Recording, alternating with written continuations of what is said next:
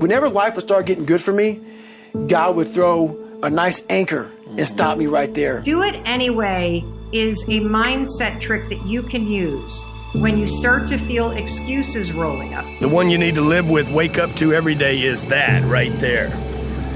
Okay? Beat the sun up, folks. You got to beat the sun up. If you can't beat up the roll up of the sun up, you're going to get beat up in life.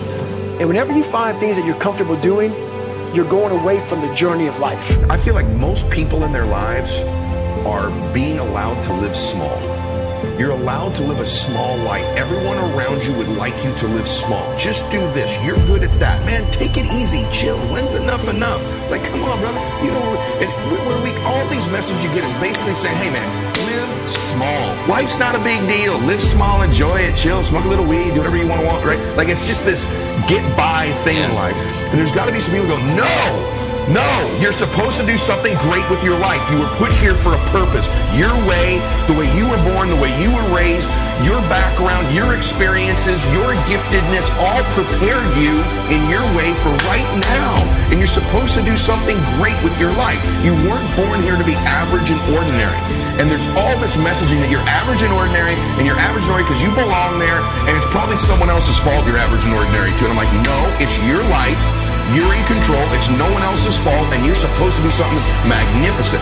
That's the consciousness aspect. The last 1,000 years on Earth, doing something great has been reserved to this one little group of people, 1% of the population. They're supposed to do something great. They're supposed to live their dreams. We're supposed to watch them, cheer for them, wear their jersey, watch their award show, comment on their posts, clean their houses, right? Feed them in their restaurants. No. The fact of the matter is, you can do those things. You can change your life. And I'm sick and tired of this hero worship. You live small, cheer for everybody else who lives big.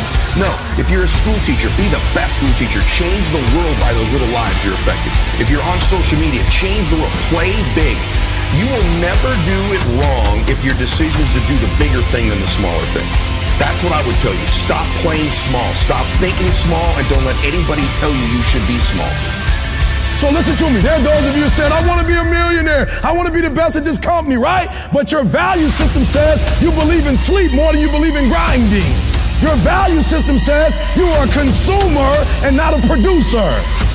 That you're spending more money than you're making. Why? Because you're a consumer, but you're reading all the books and you're saying everything the books are saying. But those books are not in alignment with your values. And if you're going to go to the next level, your values are going to have to change.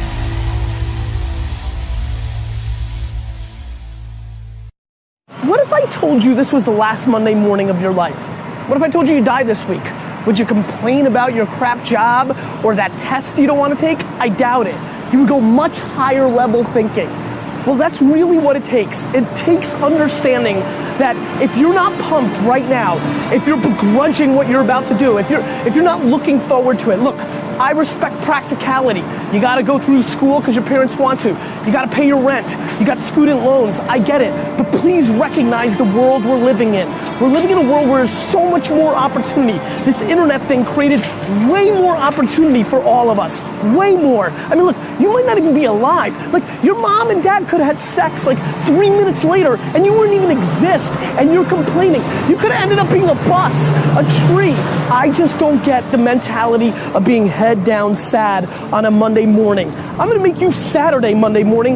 That's what I want to do every morning, and that's what I want from you.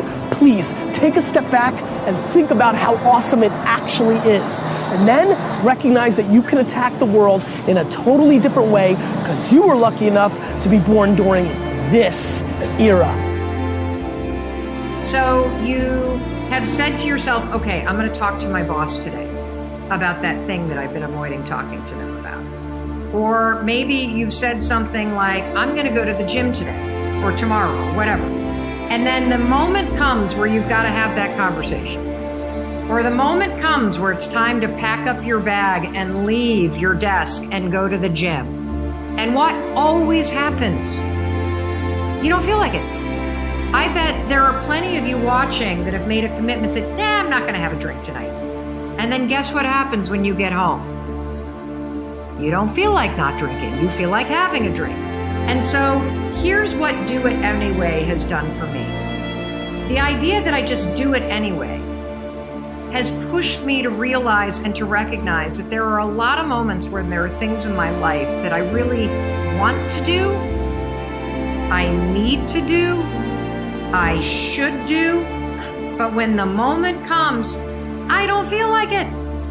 And so I pull out this idea of, you know what, I'm just going to do it anyway. It's raining outside. I said I would go for a short run. I don't feel like it. I'm going to do it anyway. It's 6 o'clock in the morning. I'm tired. It's cold. I laid out my yoga clothes, but now I don't feel like it. What do? I do it anyway. When you start to say to yourself, I'm going to do it anyway, what happens is something really cool. You acknowledge that there are feelings that you have that are trying to swoop in and hijack you. You acknowledge them and you basically say, guess what? I'm going to do it anyway.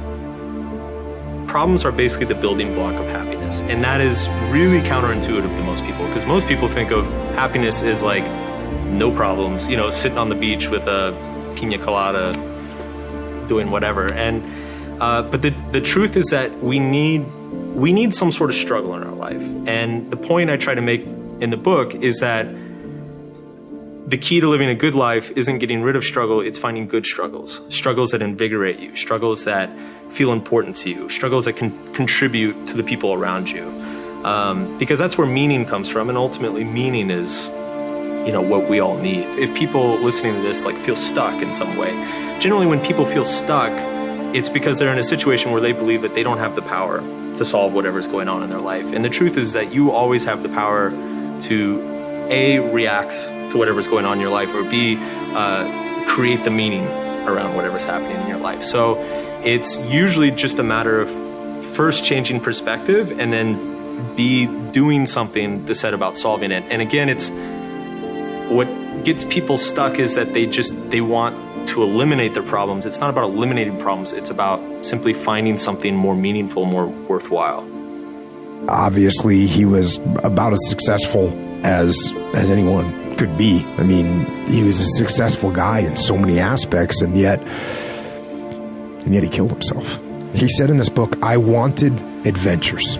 I wanted to go up the Nung River to the heart of darkness in Cambodia. I wanted to ride out into a desert on camelback, sand and dunes in every direction, eat whole roasted lamb with my fingers. I wanted to kick snow off my boots in a mafia nightclub in Russia. I wanted to play with automatic weapons in Phnom Penh, recapture the past in a small oyster village in France, step into a seedy, neon-lit pulqueria in rural Mexico. I wanted to run roadblocks in the middle of the night, blowing past angry militia with a handful of hurled Marlboro packs. Experience fear, excitement, wonder. I wanted kicks, the kind of melodramatic thrills and chills I'd yearned for since childhood, the kind of adventure I'd found as a little boy in the pages of my Tintin comic books. I wanted to see the world, and I wanted the world to be just like the movies. That's what Anthony Bourdain said, just like the movies. But you know what? To me, the world is not like the movies. The movies aren't real. They don't exist. But you do. And this life it's better than any movie there is. Movies are supposed to provoke emotion. They're supposed to make you feel something. But I have a better idea. Go out into the world and actually feel it. Go feel joy and love and triumph and rapture and ecstasy and glory. Go feel those things. And you know, with those feelings, there will be other feelings as well. There'll be sorrow and pain and sadness and desolation and suffering. There'll be all those feelings too, but you know what? That's okay. That's okay. Take both sides. Feel all of it. That's what life is. Those feelings, those emotions, those highs and those lows, those are life.